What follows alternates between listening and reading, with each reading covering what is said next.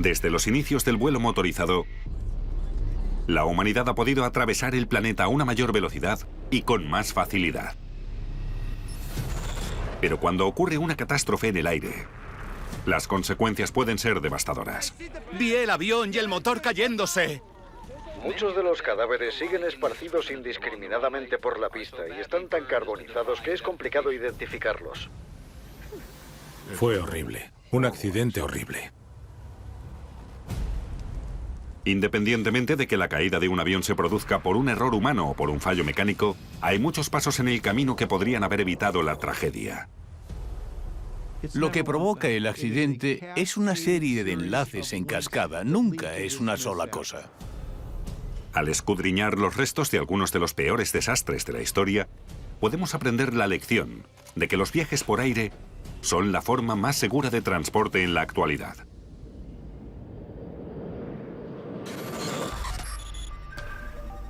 En todo el planeta, la humanidad se expone a la catástrofe. El desastre acecha bajo la superficie de la Tierra. Golpea desde el cielo o nos engulle desde el mar. Pero no estamos simplemente a merced de nuestro planeta. En nuestros intentos por industrializarnos, conectarnos globalmente y llegar a las estrellas, se han perdido vidas. Los desastres revelan lo mejor y lo peor de la humanidad, a medida que las tragedias se van sucediendo. ¿Cómo ocurren estos desastres? ¿Y qué lecciones podemos aprender cuando la catástrofe vuelve a azotarnos? Código Rojo.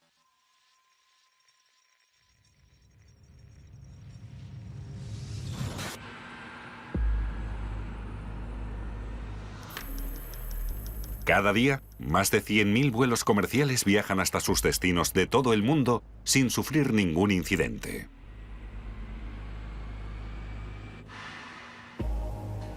Están sometidos a exhaustivos controles y guiados por sofisticados conjuntos de protocolos, GPS, radares y ordenadores de a bordo. Volar es más seguro que nunca. La inseguridad es un término relativo. No hay nada en la aviación que sea intrínsecamente seguro salvo quedarse en la cama. Volamos a 8.000 o 16.000 metros de altitud, a menos 33 grados centígrados y a una velocidad de 700 kilómetros por hora. Siempre estamos equilibrando y mitigando los riesgos. 17 de julio de 2014, Ámsterdam. En 2014, el vuelo 17 de Malaysia Airlines cargó en el aeropuerto Schiphol de Ámsterdam, con pasajeros principalmente holandeses dispuestos a comenzar sus vacaciones.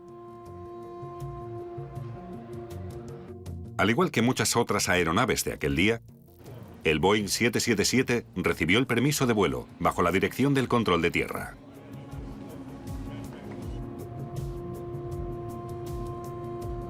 Cuando estaba listo para salir, el permiso de despegue final tenía que darlo la torre de control de tráfico aéreo antes de que el MH17 ascendiera a los cielos. El viaje de 12 horas transportaba a 283 pasajeros y a 15 miembros de la tripulación a más de 10.000 kilómetros de distancia hasta Kuala Lumpur.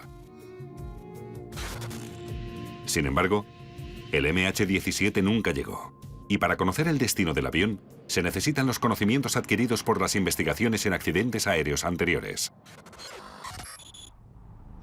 27 de marzo de 1977, Islas Canarias. El desastre aéreo más mortal del mundo ocurrió en las españolas Islas Canarias hace 40 años. Antes de que dos jumbos Boeing 747 abandonaran la pista. Muchos de los cadáveres siguen esparcidos indiscriminadamente por la pista y están tan carbonizados que es complicado identificarlos. El accidente de Tenerife ha sido el peor accidente en la historia de la aviación, con más de 500 personas muertas. Tal y como sucede casi siempre en el caso de los accidentes aéreos mortales, no una, sino una serie de cosas salieron mal.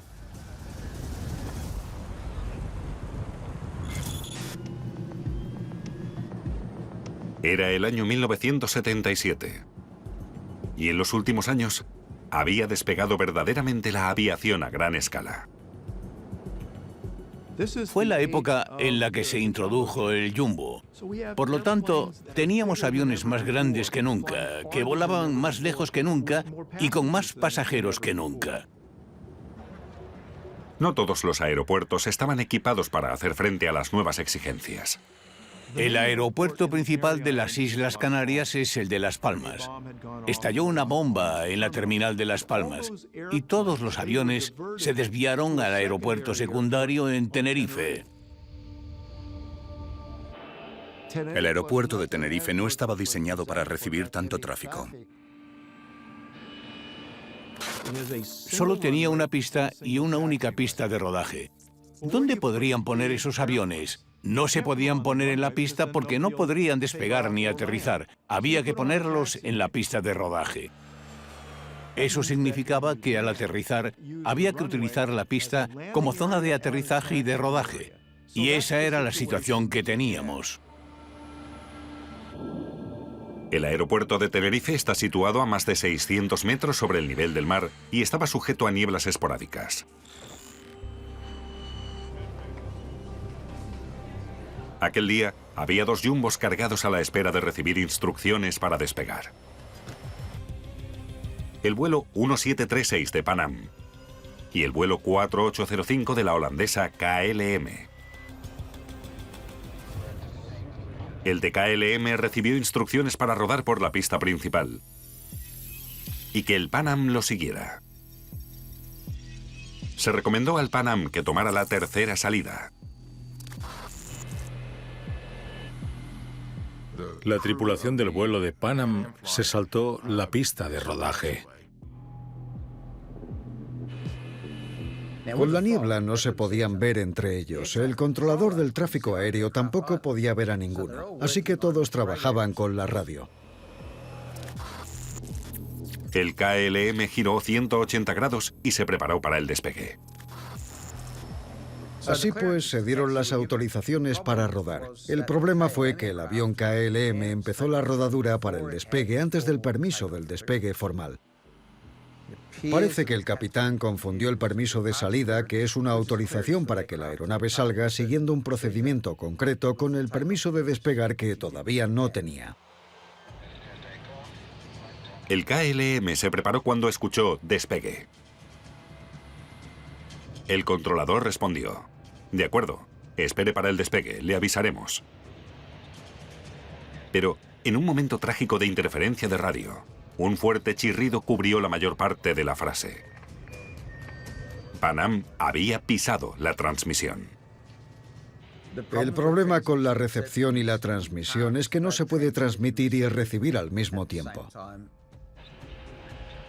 Las comunicaciones del Pan Am bloquearon las del KLM y el comandante del KLM solo escuchó adelante. En lugar de escucharlo y decir, bueno, tal vez haya algo de incertidumbre, vamos a comprobarlo de nuevo, decidió: preparad neumáticos, encended el motor, despeguemos y volemos. El comandante del KLM intentó elevar el avión de tierra para sobrevolar al otro avión, pero no pudo hacerlo. Y golpeó al otro avión en el centro del fuselaje. Todo el compartimento de primera clase, situado detrás de la cabina, fue arrancado de la nave Pan Am e inmediatamente se incendió. El KLM volvió a caer en la pista, estalló en llamas y se desintegró, matando a todos los que iban a bordo. La colisión sigue siendo una tragedia espantosa y horrible.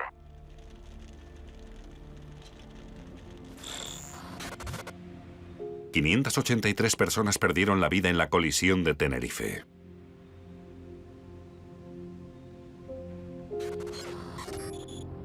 En la investigación subsiguiente, se achacó la causa del accidente a diversos factores. Fue una combinación de muchos factores. Factores de organización en el KLM, la geometría del aeropuerto, la congestión del aeropuerto y que el controlador de tráfico aéreo no estaba preparado para tal volumen de tráfico. Las transmisiones de radio ambiguas, tanto por parte de la tripulación de los aviones como de los controladores de tráfico, se vieron agravadas por la mala visibilidad y la falta de controles de procedimiento adecuados.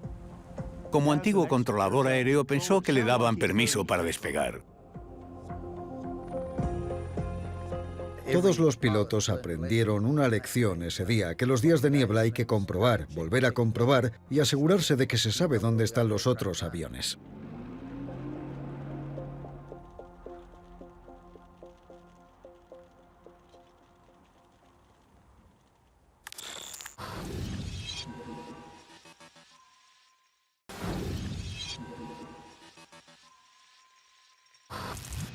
...17 de julio de 2014, Ucrania. El vuelo 17 de Malaysia Airlines despegó sin ningún incidente, estableciendo rumbo hacia Kuala Lumpur a una altitud de crucero de 33.000 pies, 10.000 metros. El MH17 seguía una trayectoria de vuelo normal, pero hubo muchas anomalías presentes en este accidente. La trayectoria de vuelo del MH17 implicaba sobrevolar Ucrania. Nos han robado la esperanza en el futuro. Nos prometieron una vida mejor y no va a cambiar nada. Donde se estaba produciendo un conflicto armado. Los aviones llevaban años transitando esa ruta que sobrevuela Ucrania. El problema evidentemente era que había una insurgencia y se acervó la semana o las 2 semanas precedentes. Se habían derribado vehículos aéreos no tripulados en esa misma zona. Salí de mi casa, fui a la de al lado, hubo una gran explosión y gritó, ¡mi hijo estaba ahí!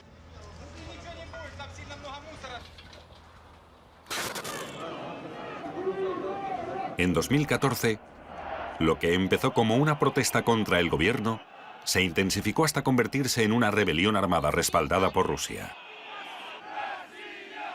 La Autoridad de Aviación Civil ucraniana estableció algunas restricciones aéreas. No volar por debajo del nivel 320 de vuelo cuando se aproximen a la zona de conflicto.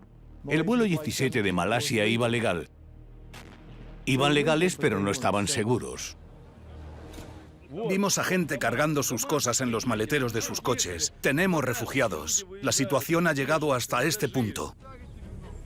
En julio, el gobierno ucraniano intentaba reprimir a las fuerzas rebeldes mediante ataques aéreos. Había una guerra en tierra que es una situación inusual. La mayoría de los misiles de lanzamiento desde el aire pueden operar hasta aproximadamente 6.000 metros. ¿Qué hay más abajo? No se sabe. A pesar de que varias aerolíneas evitaban entonces sobrevolar el espacio aéreo de Ucrania, Malaysia Airlines no fue una de ellas.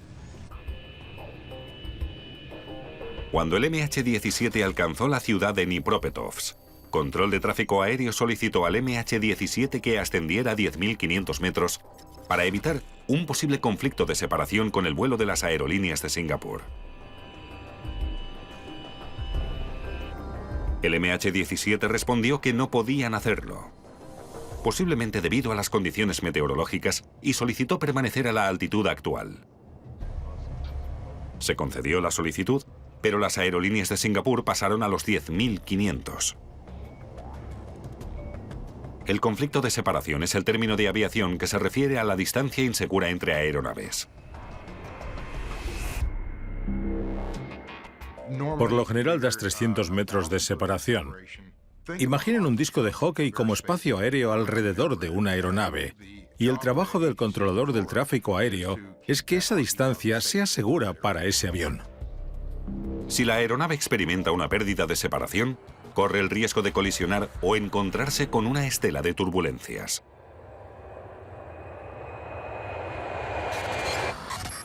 ...12 de noviembre de 2001, Nueva York. Fue una estela de turbulencias la que produjo las horribles escenas en Queens, Nueva York, tan solo 2 meses después del 11S. El accidente se produjo con los cielos despejados y cualquiera que lo viera desde tierra pudo observarlo todo. Cientos de residentes de Bell Harbor observaron horrorizados cómo un avión de pasajeros estallaba en el aire y caía en su vecindario. Vi el avión y el motor cayéndose. Le quedaba una pieza colgando que después se cayó hacia abajo. Los motores y los escombros en llamas podían verse en un radio de 5 manzanas, y murieron 5 personas en tierra y las 260 que iban a bordo. Todo el mundo en Estados Unidos pensó que era un acto terrorista y se trataba de una comunidad que ya había sido devastada por un desastre aéreo. Y este era otro que vivían en las puertas de sus casas. Cuando los investigadores recuperaron las piezas del avión, extrajeron una pista importante de la bahía de Jamaica: el estabilizador vertical o la aleta de cola del vuelo 587 de American Airlines. Hasta aquí siguió una trayectoria de vuelo completamente normal. Fue aquí donde recibimos la última transmisión. El impacto se produjo poco después. Aparentemente, el estabilizador vertical se desprendió en medio del aire. La aleta vertical proporciona estabilidad direccional. Sin ella, el avión se vuelve incontrolable. ¿Qué pudo provocar este tipo de accidente un día perfecto de cielos despejados y tan solo un par de minutos después de despegar? La investigación preliminar descartó enseguida el terrorismo. Un avión despegó ligeramente antes. Era un 747 de aerolíneas japonesas, muy pesado y creó estelas bastante considerables. Cuando un ala prepara la ascensión, genera una región de baja presión sobre el ala y una región de alta presión bajo el ala. Provoca esa circulación alrededor de las alas que genera vórtices, uno a cada ala. Las normas de seguridad aérea exigen una separación entre aviones de al menos 6.400 metros al despegar para evitar la estela de turbulencia. Una norma que en este caso se cumplió. La aeronave de American Airlines fue informada: precaución, estela de turbulencia. Poco después de que el avión despegara, el piloto se encontró con lo que creyó que era la turbulencia advertida. El comandante primero pisó los pedales con mucha fuerza y desvió el timón completamente a la izquierda para corregir la estela turbulenta. Lo que provocó que la aleta vertical se moviera hacia adelante y hacia atrás a un ritmo que excedía la carga. La aleta se rompió y el resto del accidente se produjo a continuación. Un avión acaba de estrellarse al sur del campo. Hay un incendio inmenso, una cantidad tremenda de humo negro.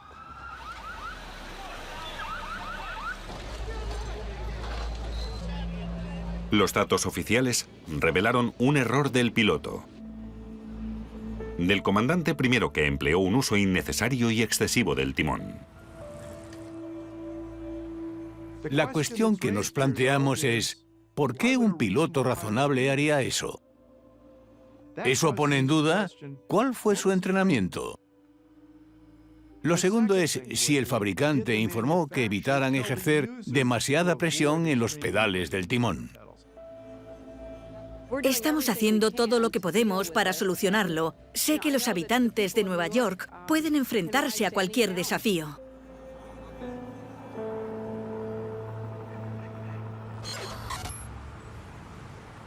Además del error del piloto, la Junta Nacional de Seguridad del Transporte descubrió que tanto la formación de los pilotos como el mal diseño del timón fueron factores decisivos.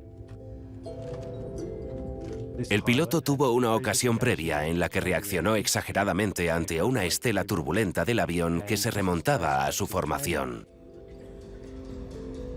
El comandante realizó unos movimientos agresivos en el pedal del timón, lo que hizo que el avión tuviese un gran deslizamiento lateral oscilante.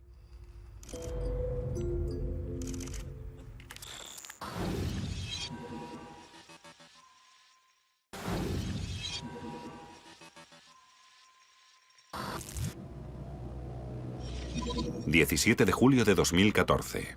Ucrania. Cuando el MH17 se encontraba sobrevolando el este de Ucrania, no era solo otro avión que planteaba una posible amenaza. Al aproximarse a la frontera entre Ucrania y Rusia, el contacto por radio se interrumpió.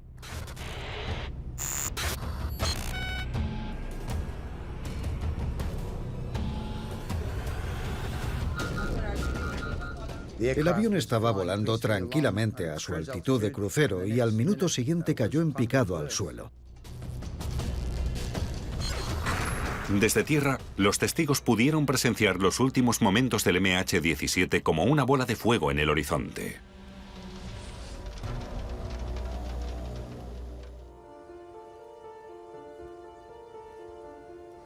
Las piezas del avión y los cuerpos fueron cayendo a lo largo de una gran extensión de aldeas, prados y tierras de cultivo. Acabaron en campos, tejados y jardines. Se extendió a más de 50 kilómetros. Y no solo los restos del avión, sino también las pobres víctimas.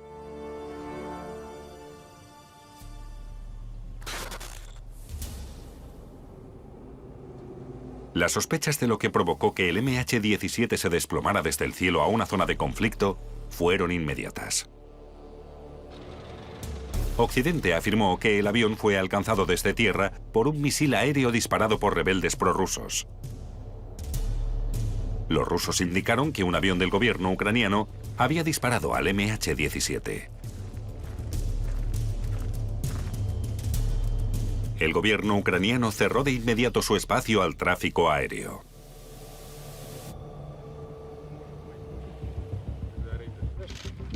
Está destrozado. Al principio, las autoridades ucranianas que llevaban a cabo la investigación se dieron cuenta de que no podían hacerse cargo de una manera imparcial. Así que llamaron a las autoridades holandesas para que lo investigaran. Tenemos que hacer todo el trabajo lo más rápido posible. El tiempo es fundamental. Había informes que indicaban que separatistas prorrusos habían manipulado los restos y habían bloqueado el acceso al lugar del siniestro, retrasando la investigación. Hubo ocasiones en las que el equipo de investigación del accidente se aproximó al lugar del siniestro. Se producían demasiados tiroteos y dijeron, no podemos entrar ahí.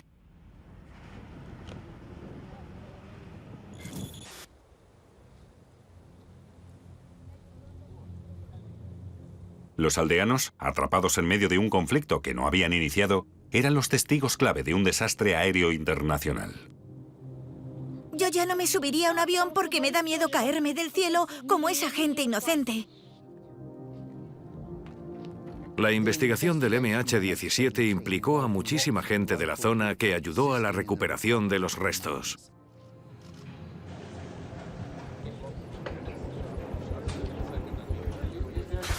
Menos de una semana después de que el MH17 cayera, empezaron a llegar los cuerpos a los Países Bajos para su examen e identificación. En esa situación se llevan a cabo dos procesos en paralelo. Está el proceso humanitario, que consiste en devolver a los fallecidos a sus seres queridos. Y está el proceso forense, que consiste en reunir pruebas que puedan servir en un procedimiento judicial posterior. Con restos que iban desde cuerpos enteros a pequeñas partes del cuerpo, el proceso de identificación podía demorarse desde semanas a meses.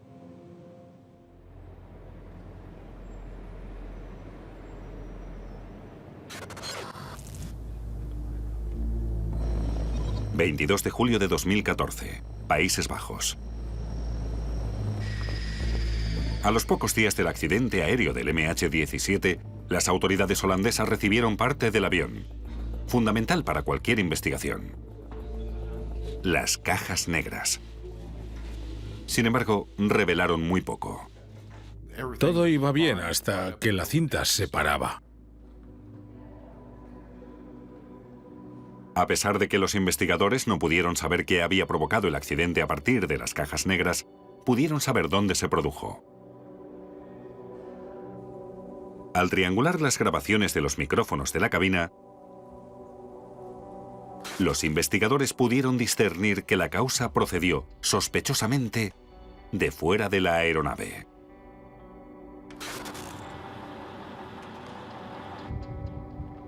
Una línea de investigación que finalmente fue la mayor esperanza para averiguar la causa del accidente fueron los restos.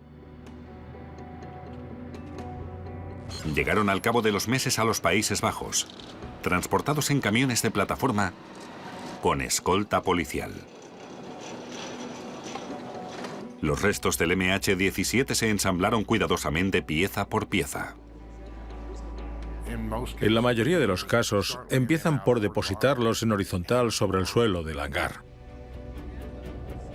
Construyen una plataforma para empezar a montar todas las piezas en ella y poder conseguir que el avión se parezca lo más posible a su estado original. A medida que la parte frontal del avión tomó forma, se hizo patente la causa de la destrucción del MH17.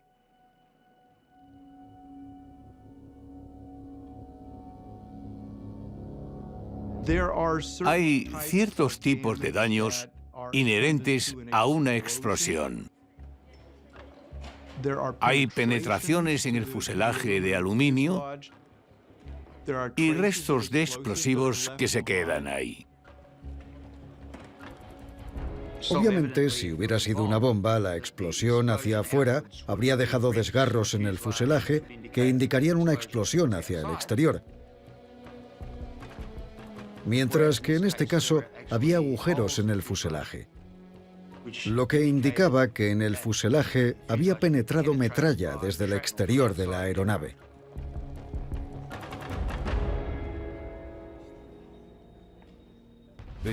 Empezaron a hacer experimentos para saber qué tamaño de ojiva podía provocar todo ese daño y a qué distancia tendría que estar el avión para acabar con ese patrón de metralla que tenía.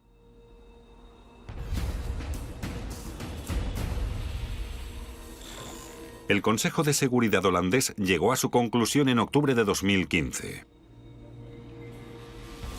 El MH17 fue derribado por un misil aire-tierra Buk 9M38 de fabricación rusa. Disparado desde el territorio tomado por los separatistas prorrusos. Los misiles aire-tierra Buk pueden viajar 3 veces más rápido que la velocidad del sonido, con un alcance de 24.000 metros. Están diseñados para buscar aviones de combate y detonarse justo antes de alcanzar su objetivo.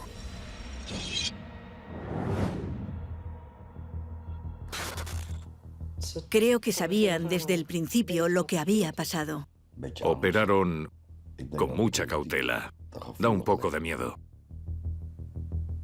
En el caso del MH17, se pudo confirmar la información triangulando las grabaciones de las cajas negras. Explotó desde la izquierda y por encima de la cabina.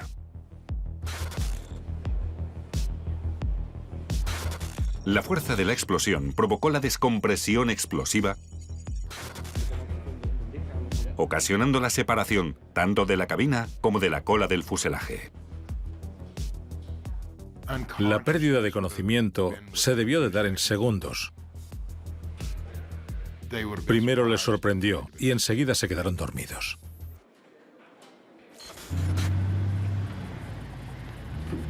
Con respecto a la procedencia del misil Buk, había pruebas de que se lanzó desde un vehículo que había atravesado Ucrania desde territorio ruso.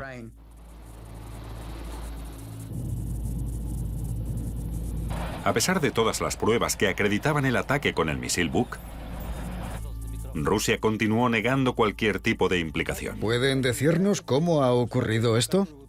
Teníamos protocolos al respecto. Se prohibió la utilización de misiles después de aquello. El ejército ruso los había retirado.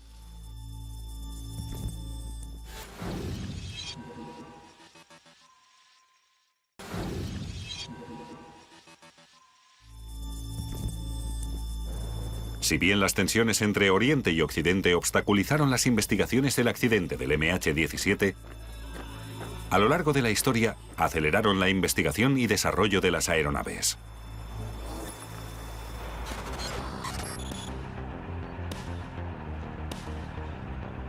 En 1960, la KGB se enteró de un programa que compartían británicos y franceses para diseñar un avión comercial supersónico llamado Concorde.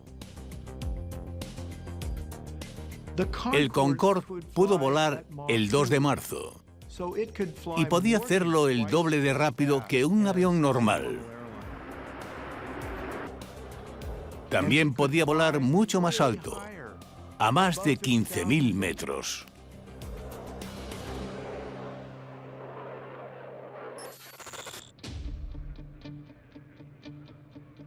Durante el desarrollo del Concorde, se supo que fue sujeto de un esfuerzo masivo de espionaje por parte de la Unión Soviética. El clima político en esa época era como la carrera espacial que se estaba llevando a cabo al mismo tiempo. Querían conseguir su transporte supersónico en el aire y volar antes que el Concorde. Se encargó la labor al famoso ingeniero aeroespacial soviético Andrei Tupolev. El avión que diseñó, el Tupolev Tu-144, consiguió alzar el vuelo 2 meses antes que el Concorde, en 1968. Occidente estaba furioso. El avión era tan parecido al Concorde que lo apodaron el Concordonsky.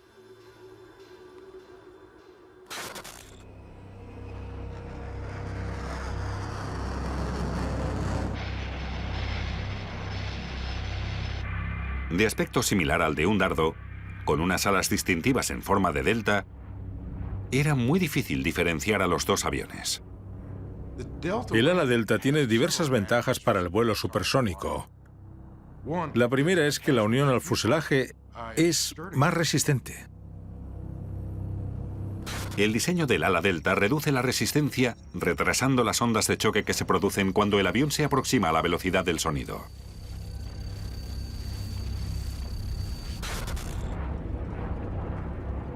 Los diseñadores del avión supersónico descubrieron que el ala delta aumentaba la estabilidad a velocidades elevadas.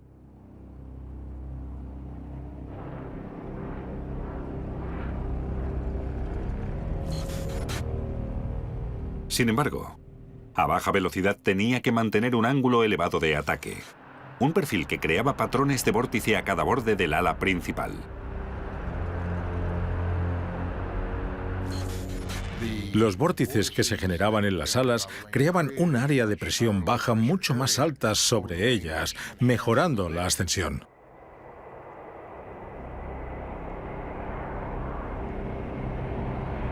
No obstante, había diferencias importantes.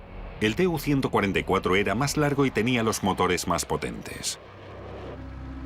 También contaba con los característicos timones de profundidad delanteros de tipo canard cerca de la cabina, que se retraen y ayudan a la estabilidad y elevación.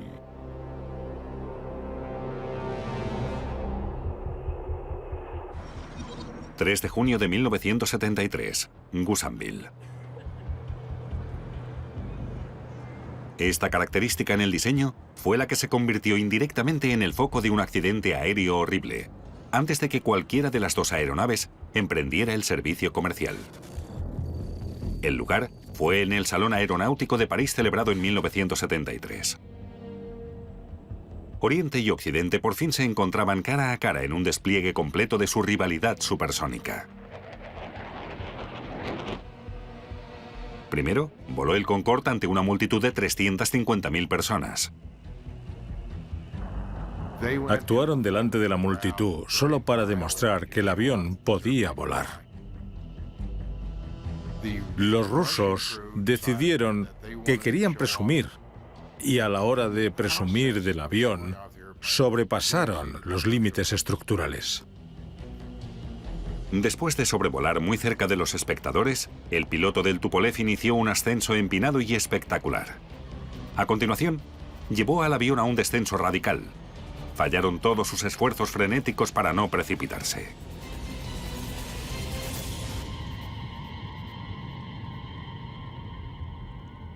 Estalló en el aire y sus pedazos cayeron en la ciudad.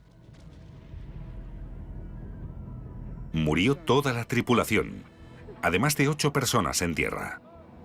Más de 60 personas resultaron gravemente heridas.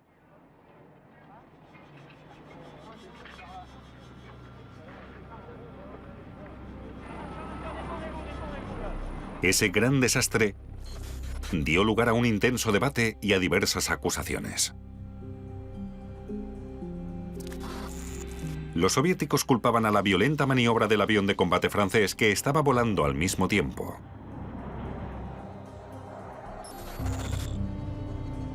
Occidente acusó a los soviéticos de espionaje, afirmando que los fallos estructurales del Tupolev se debían a los planos falsos que habían robado del Concorde.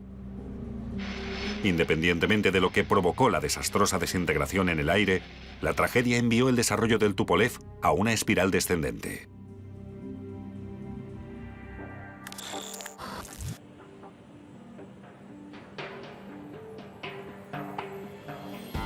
El Concorde tomó la delantera y se convirtió en el primer avión supersónico en entrar al servicio comercial en 1976.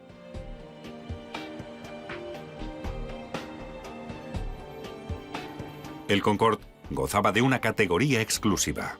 Era más rápido que una bala y podía transportar los pasajeros desde Nueva York hasta Londres en poco más de 3 horas. Con unos billetes que solo se podía permitir la gente adinerada, el Concorde se convirtió enseguida en un símbolo de riqueza y prestigio.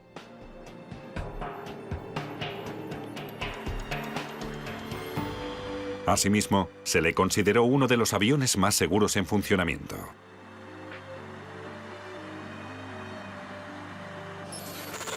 Hasta que se produjo un accidente catastrófico más de 2 décadas después. Los restos humeantes de cenizas y escombros fueron todo lo que quedó de un hotel en Gonesse, Francia, después de que cayera sobre él un Concorde el 25 de julio de 2000.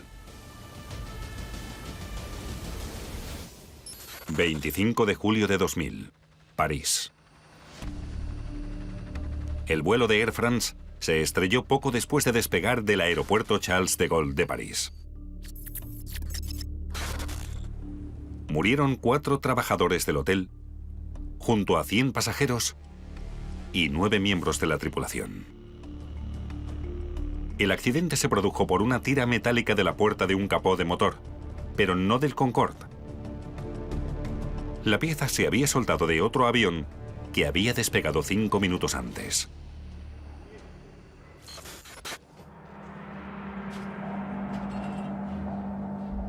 No hubo nada de malo antes de que se despegara, salvo la tira metálica en la pista que no pudo ver.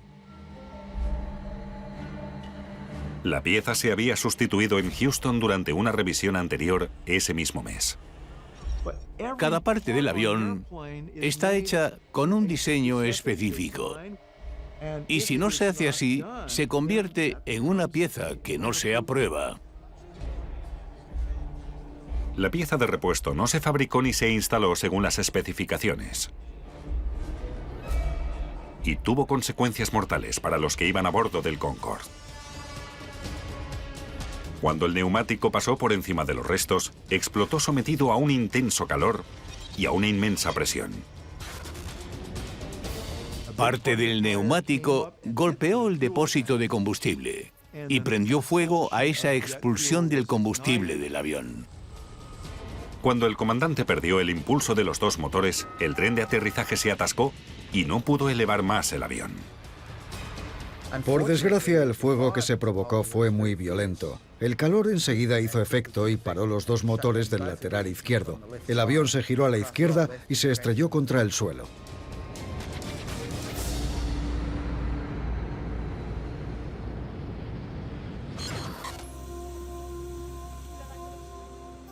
Esto nos demuestra lo importante que es el producto final para la seguridad de la aviación, por muy pequeña que pueda parecer la pieza.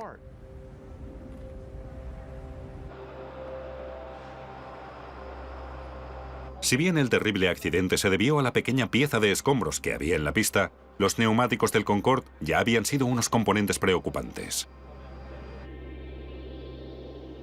Los neumáticos están sujetos a un calor y peso extremos.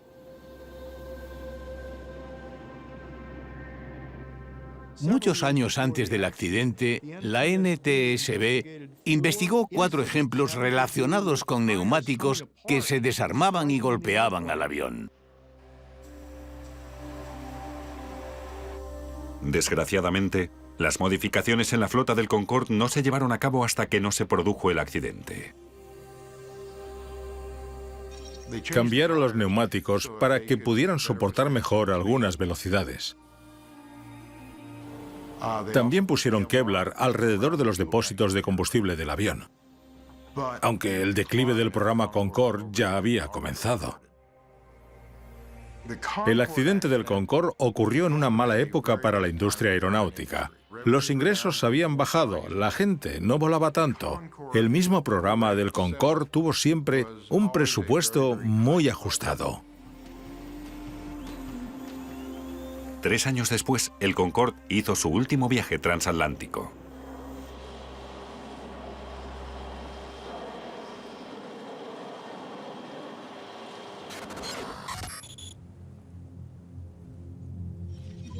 ...22 de julio de 2014, Ucrania. El último viaje del MH17 obligó a los operadores de las aerolíneas a volver a evaluar el equilibrio entre la prevención de riesgos y la rentabilidad de las rutas directas. En el contexto de lo que estaba ocurriendo semanas y meses antes, era muy probable que pensaran que habían derribado a un avión desde Ucrania. Vivía por la paz, vive por la paz y siempre vivirá por la paz. ¿Cómo podemos mejorar el sistema para que sea más seguro? Ese es el objetivo final de cualquier investigación de accidentes aéreos.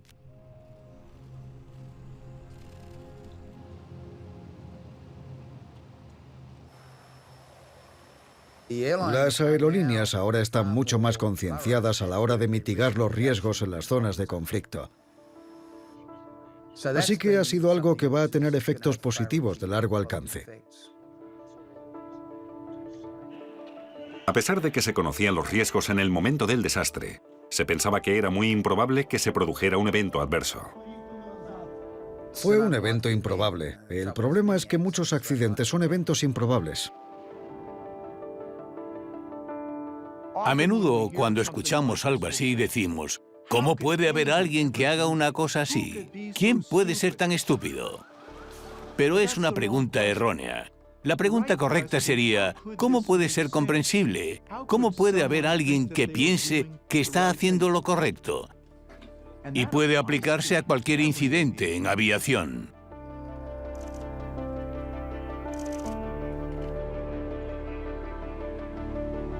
El legado de 298 personas que perdieron la vida a bordo del MH17 ha dado lugar a que entendamos mejor que lo impensable puede ocurrir.